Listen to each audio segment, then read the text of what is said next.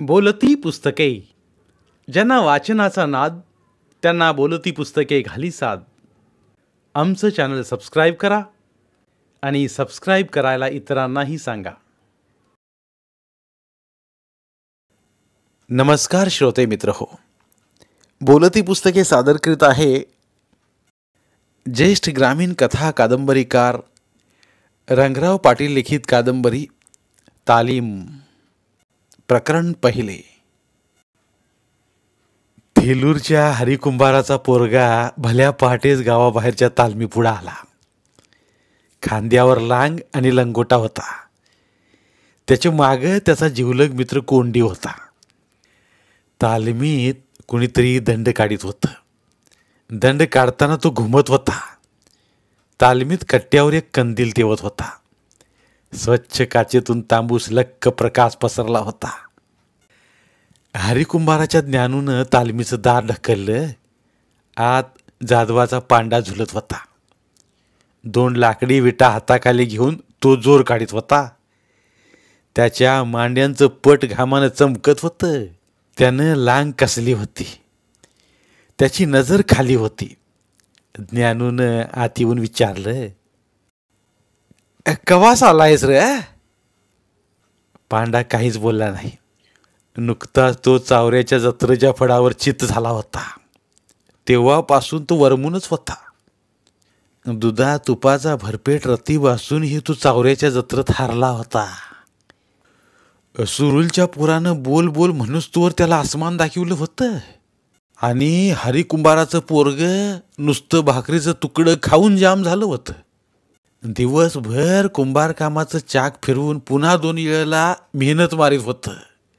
त्यानं मात्र चावऱ्याच्या जत्रेवर 2 अस्सल पोरं निमिषार्धात लोळवली होती. आणि टाळ्यांच्या प्रचंड कडकडाटात त्यानं मैदान घुमिवलं होतं. त्यावेळी ज्ञानूनं मैदानात एका पायावर नाचून आपला आनंद व्यक्त केला होता. पण थेलूरची जाधव मंडळी मात्र नाराज झाली होती. जाधवाच्या तालमीतच कुंभाराचं पोरग शिकलं. पांडा जाधव पडला.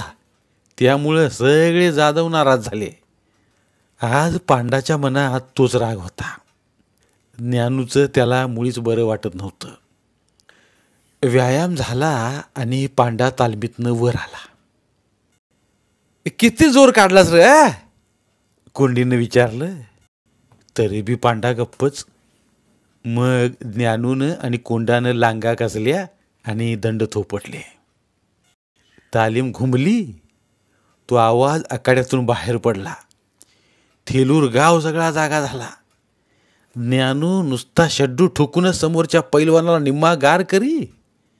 तो शड्डू संबंध तालमीतून उसळून बाहेर पडे. तेव्हा थेलुरातली माणसं पहाटे पहाटे बोलत, ह्यो कुंभाराच्या पोराचा शड्डू बरं का.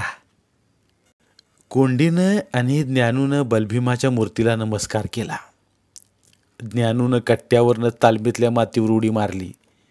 उडी मारताना ज्ञानूचा पाय चुकून पांडाच्या कंदिलाला लागला आणि कंदील वरून खाली तालमीत ढासळला. झालं.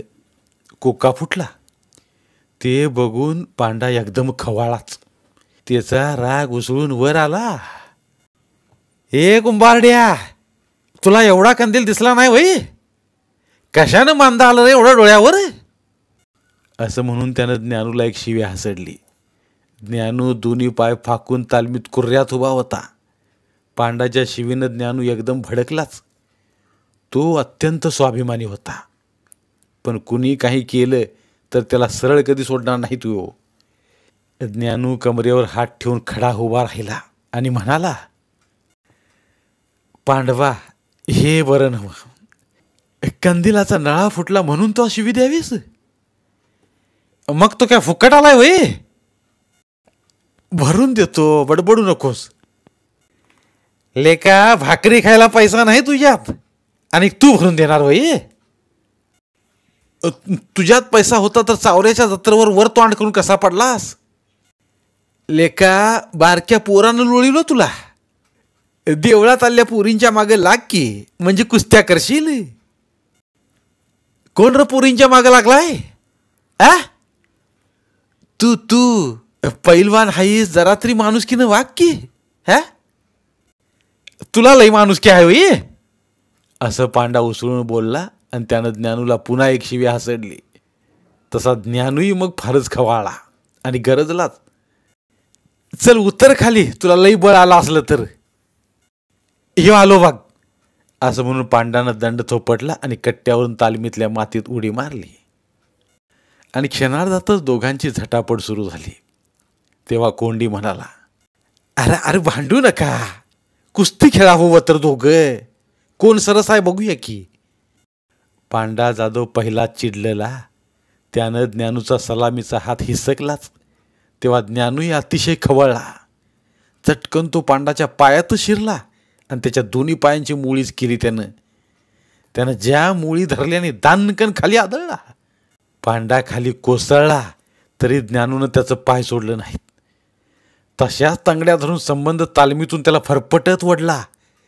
त्याला उठायलाही अवसर दिला नाही. तशा अवस्थेत पांडानं ज्ञानूला आणखी एक शिवी दिली. पांडानं पडल्या पडल्याच कुंभाराच्या पोटावर एक लाथ हाणली आणि ज्ञानूनं मग त्याची मोठच केली आणि उचलून चांगला 2-3 वेळा सुबकला. पांडाच्या कानाच्या चोब्यावर गुद्ध दिलं.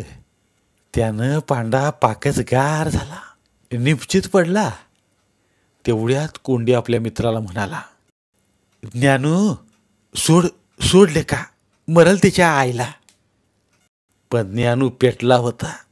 एकाच तालमीत खेळत असताना नुसता कंदिलाचा नाळ फुटला म्हणून जाधवानं शिवी द्यावी हे ज्ञानूला पसंत नव्हतं.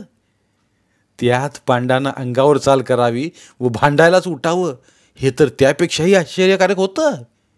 म्हणून ज्ञानूनं त्याला खाली घालून चांगला घोसळला. पांडाच्या तोंडात माती गेली. स्वारी घालून ज्ञानूनं त्याला लांबडा केला तसा पांडा एकदम ओरडला. कोंडीनं ती झटापट सोडवली. पांडानं मग एकदम कट्ट्यावर उडी मारली आणि कापडं काकेला मारून तो केवळ एका लांगणीशी गावाकडे निघाला. जाताना, कोंबारा धावतो तुला हिसका, असं म्हणाला आणि अगदी वाऱ्यासारखा गावाकडं पळत सुटला. मग कोंडीनं आणि ज्ञानूनं कशी तरी मेहनत केली. घडलेल्या घटनेनं दोघंही सुन्न झाले होते. फटफटीत होताना तेही गावाकडे निघाले. कोंडी वाटेत बोलला, आता सगळी जाधवं तुझ्यावर डाई पडणार वय. तू माझ्या जोडीला असल्यावर जाधवानी किती बी चवना केला तरी मी हार खायचा नाही. मी आहेच की तुझ्या जोडीला. आणि मग ते दोघंही काहीच न बोलता गाव जवळ करू लागले. रात्र झाली होती. थिलूर गाव दाट झाडीच्या कुशीत डाराडूर झोपलं होतं. वशीचा उंच डोंगर थंड वारं थटवीत होता. लवणाच्या उभेला ते गाव शांत पहुडलं होतं आणि जाधवाची माणसं काट्या कुराडी घेऊन कुंभारवाड्याकडे झपाट्यानं निघाली होती. जाधवानी कुंडलवाडीची माणसं पण आणली होती. कुंडलवाडीच्या माणसात आबालाल नावाचा महाभयंकर माणूस होता. जाधवाच्या पांडाला ज्ञानूनं तालमीत मारला म्हणून सगळे जाधव खूप खवळले होते. ज्ञानू जाधवाच्या तालमीतच शिकला आणि जाधवांच्यावरच उलटला. त्यामुळं ती माणसं संतापली होती. आणि आज तर ती सरळ कुंभारवाड्यावर चाल करून निघाली होती. एक वावटळ सुटावं तशी सगळी निघाली होती. त्यांची पावलं राप राप वाजत होती आणि हातातल्या बॅटऱ्या पेटत होत्या.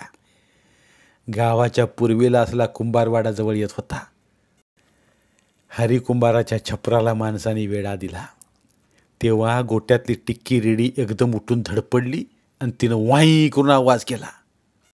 मध्यरात्री म्हैस का धडपडली म्हणून ज्ञानूचा बा हरिकुंभार एकाएकी जागा झाला आणि तिनं दार उघडलं. मग ज्ञानू पण उठला. बाप लेक चौकटीत उभा राहिले. घराबाहेर माणसं उभी होती. हरिकुंभारानं धाडसानं विचारलं, कोण हाय? अंधारात माणसं हल्ली.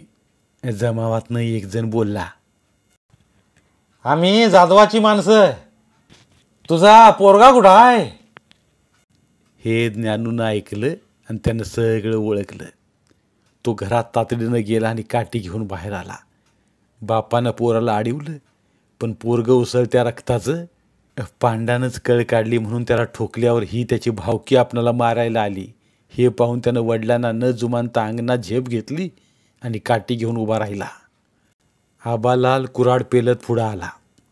ज्ञानूनं काठी अंगाभोवती गरागरा फिरवायला सुरुवात केली. आबालालनं कुऱ्हाड वर उचलली आणि कुऱ्हाडीनं ज्ञानूच्या अंगावर वार करायच्या आतच ज्ञानूनं ती काठीच्या झपाट्यानं खाली पाडली. पांडा जाधव आणि त्याची माणसं पुढे धावली. तेव्हा आबालालची कुऱ्हाड घेऊन ज्ञानू खडा उभा होता. अंगाभोवती कुऱ्हाड गरागरा फिरवी तो वरडला, कुणाचं मरण जवळ आलंय त्यानं यावं पुढं. वय. ज्ञानूच्या डरकाळीनं निम्मा जमाव हादरला. ज्ञानूनं पुढं होऊन आबालालच्या पाठीत एक वार केला. आबालाल मागं फिरला हे पाहून सगळी जाधवं पळाली. पांडा पण चांगलाच हबकला. तालमीतला प्रसाद तो अद्याप विसरला नव्हता. ज्ञानूनं माणसं गावाकडे ताणली आणि त्याचा बाप ही पोराच्या पाठीमागून धावत गेला. गावाकडं पळत जाणारं ते माणसांचं टोळकं ज्ञानू स्पष्ट नजरेनं पाहत होता. त्याचं मन भडकून उठलं होतं. तो मागं वळला तर बाप पाठीमागं होता. तुम्ही कशाला आला इकडं? असं म्हणत त्यानं कुऱ्हाड पुन्हा एकदा ठोकली. थोड्या वेळानं दोघंही आपल्या घराकडे वळले. म्हातारी घरात डोळ्यांना पदर लावून घळाघळा अश्रू ढाळीत होती. तेव्हा ज्ञानू म्हातारला धीर देत बोलला, अगं मरत नाही मी, का जीवाला लावून घेतीस? सगळं थेल्लूर खलास करेल की हो फाकड्या. बापल्या घरात सावधपणे बसले. म्हातारीही बसून होती. झोप झोप आता, कोण येतोय मरायला तेच बघतो. कुणाला काही सुचत नव्हतं. थिलूर गावातला कुत्र्यांचा आवाज हळूहळू विरत गेला आणि मग म्हातारनं विषय काढला. पोरा, काय ग, तू का मनाला लावून घेतीस? आपण गरीब माणसं, जातीनं कुंभार, गावाबरोबर वैर करून कसं चालेल? त्यात जाधव लई कडू आहे ती, कुठंतरी घात करतील. तू आपला वाघेरीला अख्खापाशी जाऊन राहा. अगं का पण, हे माझं गाव नव्हं. आपल्या गावात राहायला कुणाचं ब्या आहे? पोरा, तुझी आई म्हणती या तेच खरं. जरा हे वावटळ शांत होऊ दे, आमचं ऐक. असं हरिकुंभार आपल्या पोराला म्हणाला आणि बाहेरच्या अंधारात पाहत राहिला. धुंडीच्या मळ्यातली कुत्री आता उठली होती. जोरजोरानं भुंकू लागली होती. ज्ञानूच्या मनात निराळी शंका आली म्हणून तो उठून अंगणात आला आणि दूरवर पाहत राहिला. हरिकुंभारही उठून बाहेर आला. ज्ञानूची आई उठली आणि ते दोघे काय पाहत आहेत, काय ऐकत आहेत हे पाहू लागली. वाळवे तालुक्यात वाघेरी गाव अतिप्रसिद्ध. तिथली माणसं अत्यंत जहाल आणि कावेबाज. एका उंच डोंगराच्या निवाऱ्याला ते वसलं होतं. पुन्हा बेंगलोर रोड त्या गावाच्या जवळून घुमत गेला होता. गावचं पाणी अतिशुद्ध आणि निर्मळ. पावला पावलावर विहिरींचं डोळं समडम भरलेलं आणि शिवाय सगळं गारेगार. लष्कर तळाशेजारी मांगवाडा आणि धनगरवाडा एका रेषेत वसलेलं, तर गावाच्या पश्चिमेला उंच टेकडावर रामूसवाडा वसलेला. गावाच्या पूर्वेला कुंभारांची घरं गरागरा चाकं फिरून मातीची भांडी बनवीत असत. त्यांची भांडी दूरवर विक्रीत जात. या वाघेरीत ज्ञानूची बहीण होती. ज्ञानूच्या मेहुण्याचा 10 एकरांचा हिरवागार मळा डुलत होता. इथं दुभत्या जनावरांनी दावण भरलेली अस्सल खोंडांच्या डिरक्याने मळा निनादून उठे. ज्ञानूचा मेहुणा खंडीनं पिकं काढीत असे, त्यामुळं ज्ञानूला काहीच उन्ह नव्हतं. थेलूरच्या जाधवाने हल्ला केला आणि त्याच्या दुसऱ्या दिवशी तो बहिणीच्या गावी राहायला आला. भाऊ आपल्याकडे राहणार म्हणून बहिणीचा आनंद गगनात मावन असा झाला. मेवण्यानं खारी खोबऱ्याने डबं भरून ठेवलं. वाघेरीचा बाबर वस्ताद त्याला डाव शिकवू लागला. लकाराम घोरपडीही ज्ञानूला तिथंच भेटला. अशा नव्या पोरांची एक फलटणच उभी राहिली. मेवण्यानं ज्ञानूसाठी एक दुधाची म्हैस आणली. त्या म्हैशीची धार ज्ञानूची बहीण जातीनं काढीत असे आणि ज्ञानूला निरिशा दुधाची चरवी देत असे. ज्ञानू आता लाल बोक्या गत दिसू लागला होता. ज्ञानूच्या मांड्या पाण्याच्या लाटे गत झाल्या. त्याच्या डोळ्यात विलक्षण जरब निर्माण झाली. कुंभाराचं पोरगं असं फोपावू लागलं. वाघेरी गावात नागोजी धनगराचा वचक होता. नागोरी धनगर ताडमाड गुलाबी फेट्याचा शेमला चांगला त्याच्या कमरेपर्यंत लोंबत असे. हातात धारधार परशी कुऱ्हाड घेऊन नागोजी फिरू लागला म्हणजे माणसांची पाचावर धारण बसे. धनगरांना जरा कोणी काय बोललं की नागोजी त्याच्या दारात कुऱ्हाड ठोकून उभा राही आणि लई माजलाच काय रे भडव्या हा म्हणून शिव्यांचा भडीमार करी. धनगर उभ्या पिकात व शेलक्या जित्रापात मेंढरं चारीत. हिरवीगार पिकं भुई सपाट होत आणि मग शेताचा मालक कपाळाला हात लावून धाय मोकरून रडत बसे. त्यामुळे अनेक शेतकरी मेटा कुटीला आले होते. नागोजीची ती महाकाय आकृती आठवून हबकून जात होते. एके दिवशी कुंभारकीतल्या हुरड्याला आलेल्या पिकात धनगरांनी मेंढरं घातली.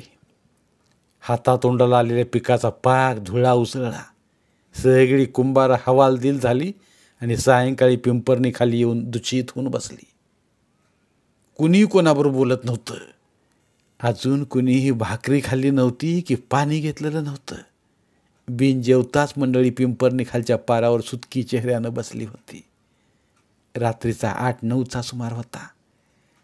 महारवाड्यातून गलका ऐकू येत होता. कुणतरी कुंभाराचा आवा पेटवला होता आणि मातीची भांडी भाजू लागला होता. म्हातारा सावकार कुंभार त्या मिळ्यात चिलीम फुकीत बसला होता. इतक्यात ज्ञानू रामुसवाड्याच्या तालमीकडे आला. तांबूस धोत्राचा काठ हातात धरून तो मोठ्या टेचात पावलं टाकीत येत होता. खांद्यावर तालिमीतल्या मातीनं लाल झालेला टावील होता. पिंपरणीखाली माणसं बघून तो तिथं आला. माणसं का जमली आहेत हे त्याला कळेना. त्यानंही तिथं बैठक मारली. मग सगळ्यांच्या नजरात त्याच्याकडे वळल्या. मग त्यानंच धाडसानं विचारलं, सावकार असं का बसलाय सगळीजण? आज कुंभारकीत पाक मुडापा केलाय. म्हणजे धनगरांची मेंढरं घातली, सगळ्यांची पिकं चारली. कुणाची मेंढरं? सगळ्या धनगरांनी. पण ते का? मेंढरं जोगवाय, नागोजीला पोसाय. आणि मग ज्ञानूला सगळी हकीकत कळली. नागोजी धनगर हे एक भयंकर प्रस्थ आहे आणि तो संबंध वाघेरीत शिरजोड झाला आहे हे त्याला कळलं. मग कुणीतरी म्हातारा बोलला, तू पाहुणा माणूस, तुला सांगून काय उपयोग? ज्ञानूला नागोजीनं केलेला हा दांडगाईचा प्रकार मुळीच आवडला नाही. तो एकदम गुरमीच बोलला, त्याचा मीच बंदोबस्त करतो. तोच ज्ञानूच्या बहिणीची घरातून हाक आली. ज्ञानू एकदम भडकल्या मनानंच पेटून उठला. बहीण हातात निरशा फेसाळ दुधाचा तांब्या घेऊनच उभी होती. तिनं धार काढता काढता सारं ऐकलं होतं. तांब्या ज्ञानूच्या हातात देत ती म्हणाली, त्यो साप हाय, त्याच्या नादाला लागू नगस. कसला साप हाय तेच बघतो मी. चांगला ठेचून काढतो. हे तर काय मोगलाई आहे होई. ज्ञानू चांगलाच पिसाळला होता. कुणाचा ऐकायच्या मनस्थितीतच तो नव्हता. दुधाचा तांब्या त्यानं चवड्यावर बसून घटाघट पिऊन टाकला आणि तो बहिणीजवळ दिला. ज्ञानू झटकन उठला. मेहुणा वस्तीवरही तो भाला त्यानं घेतला. ते पाहून बहीण कावरी बावरी झाली. मेहुणाही घाबरला. घरातून झटपट बाहेर पडणाऱ्या ज्ञानूला तर एवढंच म्हणाला, एकटा जाऊ नकोस पोरा. तो काय खातोय होय का वाघ आहे? असं म्हणून ज्ञानू निघाला. भाल्याचं फाळ झगझगत होतं. कुंभारवाड्यातली आणखी 7-8 पोरं त्याच्या पाठीमागून चालू लागली. खरं म्हणजे ती घाबरलीच होती. नागोजीचा धाक त्यांना चांगलाच माहीत होता. नागोजीच्या वाटेत जाणाऱ्या अनेक लोकांना त्यानं लोळिवलं होतं हे त्या पोरांना चांगलं माहीत होतं. त्यामुळं त्या पोरांची छाती चांगली दडपली होती. ज्ञानू एखाद्या संबंधासारखा धनगरवाड्याकडे सुसाट सुटला होता. ज्ञानू नागोजीच्या दारात उभा राहिला आणि त्यानं हाक मारली, ओ नागोजी तात्या, कोण रथी हो? नागोजी सोप्याला कडीपाटावर बसून तिथं बसल्या धनगरांबरोबर गप्पा करीत होता. बाहेरून ज्ञानूनं नागोजी समज दिली. वाईस धनगरासनी सांगा की. काय सांगू? नागोजीचा आवाज चढला. मेंढर जरा कडेकडनं शिंडवाय सांगा की. तुला कोण सांगणार? आ? नागोजी खडा उभा राहिला. मी महिपती कुंभाराचा मेहुणा ज्ञानू कुंभार. धड गांडीनं जा की थेलूरला. नागोजी ज्ञानू ज्ञानू म्हणतात मला. मला बी नागोजी धनगर म्हणतात. असं वाय कवा बी ये तू? अशी लई गेली. बरं बरं पाहू. अरे जा. आणि मग ज्ञानू माघारा वळला. ज्ञानूची पाठमुरी बळकट आकृती अति इरसाल नागोजीची विचारशक्ती थरकवीत गेली आणि नागोजी धनगर अस्वस्थ झाला. वाघेरीत नागोजीला आजपर्यंत असं कुणीच विचारलं नव्हतं. ज्ञानू कुंभार हा पहिला वस्ताद. मग 1-2 दिवसातच ज्ञानू गड्यांची जुळवाजुळव करू लागला. नागोजीनं आव्हान दिलं होतं ते त्यानं स्वीकारलं होतं. ठिणगी पडली होती. आता केव्हा भडका होईल हे सांगता येत नव्हतं. नागोजी बरोबर 4 अस्सल आणि कावेबाज धनगर होती. ज्ञानूनं कांद्याची 2 माणसं आणली. एक तुका कांदकर आणि दुसरा भिवा कांदकर. पेटचा महादूर रामूशी पण ज्ञानूच्या गँगमध्ये घुसला. सका आला आणि ज्ञानूची शक्ती वाढली. नागोजी या सर्वांना पाणी पाजील असं म्हातारी कोतारी माणसं बोलत होती. कुंभारवाड्यात ही सर्व मंडळी बसून होती. नागोजी ही पारजलेली लखलखती कुऱ्हाड घेऊन फिरत होता आणि धनगरांना अभय देत होता. धनगर अजूनही मेंढरं उभ्या पिकात घालीत होती. मेंढरं जोगवत होती. मेंढरं विकून धनगर गब्बर होत होती. धनगरांचं बंड बोडण्याऐवजी वाढतच चाललं होतं. धनगरवाड्यात रोज एक मांदावलेली मेंढी पडत होती आणि धनगरांच्या बरोबर नागोजी आनंदानं बकरं खात होता. नागोजीची गर्दन अधिक ताठ होत होती. त्याला अधिकच चव येत होता. कुऱ्हाडी तळपत होत्या.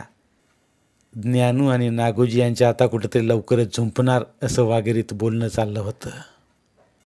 आणि मग एके दिवशी नागोजी मधल्या वाटेने इस्लामपूरहून वाघेरीस येत आहे अशी बातमी ज्ञानूला लागली. वेळ सायंकाळची. पाखरं भरारतेली, पिकं डुलतेली, जनावरं परततेली. आभाळ रक्तवर्ण झालं होतं. लाल रंगाचे असंख्य ढग मावळतीला जमले होते. नागोजी आपल्या साथीदारांसह मोठ्या टेचात पावलं टाकीत गावाकडे चालला होता. त्याचा नारिंगी फेटा उठून दिसत होता. उलनच्या काळ्या कोटानं तो अधिकच रुबाबदार वाटत होता.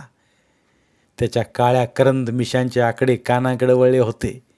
त्याची नजर वेदक होती आणि पावलात विशेष जोम होता. उजव्या हातातील फरशी कुऱ्हाडीचं पातं मावळतीच्या लाल रंगानं माखलं होतं. चालण्याच्या झोकाबरोबर ती फरशी कुऱ्हाड ही मागं पुढं हलत होती. त्याच्याबरोबर 5-6 धनगरं होती. देशपांड्याच्या मळ्याच्या दाव्याच्याच तारीख होती. नागोजी म्हाताऱ्या देशपांड्याला भेटायला गेला होता. म्हाताऱ्यासारखा निकाल झाला तर तो मळा नागोजीला खरेदी देणार होता. तेव्हा तारखेला काय घडतंय हे ऐकायला 4 धनगरं बरोबर घेऊन नागोजी इस्लामपूरला गेला होता. आणि आता काम झाल्यावर तो सायंकाळचा आपल्या साथीदारांसह परतत होता. धनगरांच्या खांद्यावर काळ्या करंद घोंगड्याच्या पट्ट्या होत्या. डोईस फेटं होतं. अंगात जाडजूड कापडाच्या पैरणी होत्या आणि हातात हत्यारं होती. कुणाजवळ भाला होता तर कुणाजवळ कुऱ्हाड होती. एखादा मोकळी काना इतकी उंच काठी पिलीत निघाला होता. नागोजीला धनगर वाटेनं पान खायला देत होती. कोण सुपारीची खांड कातरून हातात ठेवीत होता तर कोण पानं देत होता. कोण चुन्याचं डबं पुढं करीत होता तर कोण काळी करंद तंबाखूचे चिमूट देत होता. नागोजीचा विडा अति रंगला होता. पान चांगलं जमलं होतं. तंबाखूची चिमट दाढेला सोडल्यावर नागोजी फार सुखावला होता. तोंडातल्या झणझणीत पानाच्या पिचकाऱ्या टाकीत तो दिलखुलास बोलत चालला होता. तराळकीच्या उघळीत ज्ञानू आपल्या साथीदारांसह लपून बसला होता. त्यात तुका कांदकर होता. तसा भिवा कांदकरही होता. पेटचा महादूरामुशी होता आणि घोरपाड्याचा लकाई होता. ही हत्यारबंद माणसं नागोजीला लुळवून धनगरांच्या बंडाचा बिमोड करणार होती. नागोजी तराळकीच्या उघडीत असल्या वाटेनं खाली उतरला. तो बेसावध आहे हे पाहून कुपाडीतनं महादूरामुशीनं उडी मारली आणि मागनं धावत जाऊन नागोजीची कुऱ्हाडी खासकन हिसकावूनच घेतली. नागोजीची कुऱ्हाडीवरची मूठ सैलच होती, ती सहजच महादूच्या हातात आली. पण पात नागोजीच्या हाताला लागून हात जायबंदी झाला. तो गर्रकन मागं वळला. तोच ज्ञानूनं त्याच्या नडग्यावरच काठीचा वार केला. ज्ञानूच्या जोरदार तडाक्यानं भला मोठा नागोजी वृक्ष कोसळावा तसा कोसळला. पण तो धडपडून उठणार इतक्या ज्ञानूनं काठी फिरवून हाणली. तोपर्यंत तुका कांदकरानं आणि भिवानं धनगरं झोडपली. ती घोंगडी तिथंच टाकून बोंबलत गावाकडे पळाली. नागोजीनं त्यातूनही उठून ज्ञानूचा एक पाय पिंडीत जाम धरला आणि तो उडू लागला. पण तो एका नावाजल्या पैलवानाचा पाय होता. तो जराही हलला नाही. पण वरून ज्ञानूची आणखी एक काठी घुमत आली आणि ती टोक्यावर बसणार तेवढ्यात नागोजीनं ती चुकिवली. तिचा जबर वार नागोजीच्या खांद्यावर बसला. एवढ्यात कुऱ्हाडीचा तुंबा माजून हाणला. तोही वार नागोजीनं चुकिवला. पण ज्ञानूच्या पुढील एका जोरदार प्रहारानं मात्र नागोजी आडवा झाला. ज्ञानू सारखा झुडपीतच होता. नागोजी मातीत मळला. कोट फुपाट्यानं भरला. अंगरखा रक्तानं भिजला. डोक्यातून रक्त वाहत होतं. त्याचा उघळ तोंडावरून वाहत येऊन पान खाल्लेल्या लाल ओठात मिसळत होता. त्याचा नारंगी फेटा विस्कटून धुळीत पडला होता. ज्ञानूच्या असंख्य प्रहाराने नागोजी गुरासारखा ओरडला आणि बेशुद्ध पडला. तरीही ज्ञानूनं साप धोपटावा तसं नागोजी झोपाटलं. धुळीत निपचित पडल्या नागोजीस पाहून महादूरामुशी हाबाकला आणि मग सर्वांना उद्देशून मोठ्यानं म्हणाला, धनगर मेलले कानू, पळा. आणि मग सर्वजण हबकून गेले. काट्या कुऱ्हाडी घेऊन तिथून पसार झाले. नागोजीला वाघेरी गावात ज्ञानू कुंभारानं जबर टोला दिला ही बातमी वाळवे तालुक्यात वाऱ्यासारखी पसरली आणि वाघेरीच्या अनेक शेतकऱ्यांचा जीव भांड्यात पडला. पण वाघेरीतले सगळे धनगर हबकून गेले. नागोजीच्या जीवावर आजपर्यंत मजा मारित होते. अजून नागोजीला कोणीही प्रतिकार केला नव्हता. ज्ञानू कुंभाराचं सर्वत्र नाव झालं. अस्सल टग्याला वटणीवर आणणारा एक नव्या रक्ताचा बलदंड माणूस उभा आहे हे ऐकून कित्येक लोकांना समाधान झालं. ज्ञानूनं नागोजीला चांगलाच हात दाखविला आणि तो पोलिसांच्या भीतीनं तिथून बाहेर पडला. जाताना त्यानं बहिणीचा व मेहुण्याचा निरोप घेतला. कवा पण हाळी द्या, ह्यो ज्ञानू तुमच्या पाठीशी उभा राहील असं सांगून तो गेला. ज्ञानू पुन्हा आपल्या थेलूर गावी आला. पण थेलूरचे जाधव आता त्याला ठेवणार नाहीत म्हणून ज्ञानूच्या बापानं हरिकुंभारानं कोंडी सावकाराच्या मळ्यातच लपून राहण्याचा सल्ला त्याला दिला. मग एका अंधाऱ्या रात्री ज्ञानू कोंडी सावकाराच्या मळ्यात आला. भिवा, तुका आणि महादू त्याच्या साथीला होतेच. ही सगळी एकापेक्षा एक अस्सल माणसं कोंडीच्या मळ्यात राहू लागली. थेलूरचा कोंडी सावकार आता तालमीत जात नव्हता. ज्ञानूनं वाघेरीला पोबारा केला होता तेव्हापासूनच कोंडीनं तालीम सोडली होती. जाधवाची माणसं त्याला पाण्यात पाहत होती म्हणून कोंडी आता मळ्यातच ऐसपै छप्पर बांधून राहत होता. कोंडी सावकाराचा बाप आंबे काढताना आंब्यावरून पडून दगावला होता. कोंडीचा बाप सावकारकी करीत असे आणि त्या सावकारकीच्या पैशावर त्यानं 10-12 एकराचा मळा घेतला होता. कोंडीलाही आता लोक कोंडी सावकार असं न म्हणता क्वचित सावकाराचा कोंडी म्हणत. तो कोंडी आता आपल्या म्हाताऱ्या आईसह मळ्यात चांगला रमला होता. ऊस चांगला पिकवत होता. वर्षाला 1000-1200 रुपयांचं आंबं पिकत होतं. कोंडीलाही आता काही कमी नव्हतं. त्याचा मळा दाट झाडीत दडला होता. मळ्यात अनेक तऱ्हेच्या आंब्यांची डेरेदार झाडं होती. मळ्याच्या हद्दीवरून एक खोल उघळ गेली होती आणि विहिरीच्या काठावर नाळीची झाडं चौऱ्या ढाळत होती. ओगळी काठी असलेली ती विहीर सतत तुडुंब भरलेली असे. त्यामुळं कोंडीला काही कमी नव्हतं. नुकतंच त्यानं एक कुत्र्याचं काळ्या रंगाचं पिल्लू आणलं होतं आणि गमतीनं त्याचं नाव टग्या ठेवलं होतं. ज्ञानू कोंडीच्या मळ्यात आला आणि कोंडीच्या म्हातारीला पोराला आधार मिळाला म्हणून बरं वाटलं. ती त्या सगळ्यांना भाकरी बडवून घालू लागली. म्हातारीनं कोंबड्या पाळल्या होत्या. रोज इशेकभर अंडी फोडून ती त्या पोरांना पोळ्या करून वाढी. कधी निरशा दुधांचं तांब्याच्या तांबं भरभरून देई. ती त्या सर्वांनाच आई वाटत होती. सका, माधू, तुका आणि भिवा तिथंच तळ देऊन राहिले. पहिल्या रात्री ही सगळी मंडळी जेव्हा मळ्यात घुसली तेव्हा कोंडी सावकार सटणून गेला. त्याला वाटलं जाधवांचीच माणसं आली म्हणून तो कावरा बावरा झाला. कोंडीनं छपरातनंच हाक मारली. अरे कोण आहे सर? मी ज्ञानू कुंभार हाय. ज्ञानू? कोंडीनं हाक मारली. आलो आलो. मित्रप्रेमाला भरतं आलं. एकमेकांनी एकमेकांचे चेहरे बऱ्याच दिवसांनी पाहिले. कडकडून मिठी मारली. सगळे आनंदले. मग सगळे बसले तेव्हा म्हातारनं चुलीवरच्या मोठ्या गाडग्यातलं खरपूस तापलेलं पेला पेलाभर दूध दिलं त्यासनी. तेव्हा मग माधू म्हणाला, म्हातारे एवढ्यानं काय होतंय ग? भाकरी एक 25 भर थाप की. भुक्यावलोय आम्ही. अरे हिथं काय कमी आहे काय बाळा? असं म्हणून म्हातारी स्वयंपाकाला लागली. पहिल्यातली ती म्हातारी कष्टाळू आणि कणकर होती. लगेच तिनं कामाला सुरुवात केली आणि ही सगळी बोलत बसली. ज्ञानूनं विचारलं, पुन्हा कुंडलवाडीचा आबालाल दिसला का रे? तू पाठीत कुराड हाणलीस वाटतं. वय चांगला जायबंदी केला होता मी. आबालाल कुंडलवाडीला पळाला आणि त्याच दिवशी रात्री जाधवाच्या माणसाने आमचा पानमळा तोडला. अरे होय, त्या दिवशी तुझ्या मळ्याकडं कुत्री भुकल्याचा आवाज मात्र येत होता. आईला त्या जाधवांच्या आता त्यासनी ठेवत नाही बघ. पाक जन्मातनंच उठवतो. असला नागोजी तर त्याला पाक अर्धा कसा केला. सबंध वाघेरी मला दुवा देती आता. बेस केलंस धनगर, लई माजली होती. म्हातारी भाकऱ्या थापीत थापीत बोलली. असं सगळी मंडळी बोलत बसली. थोड्याच वेळात स्वयंपाक तयार झाला. उद्या थिलूरच्या बाजारात विकायला म्हणून दोडकं एक पाटीभर तोडलं होतं. ते कोवळं लूस दोडकं चिरून म्हातारनं चांगलं मोठं पातेलं भर खमंग कालवण केलं. वल्ल खोबरं आणि मसाला वाटून कालवणात टाकला. चटणी भरपूर टाकली.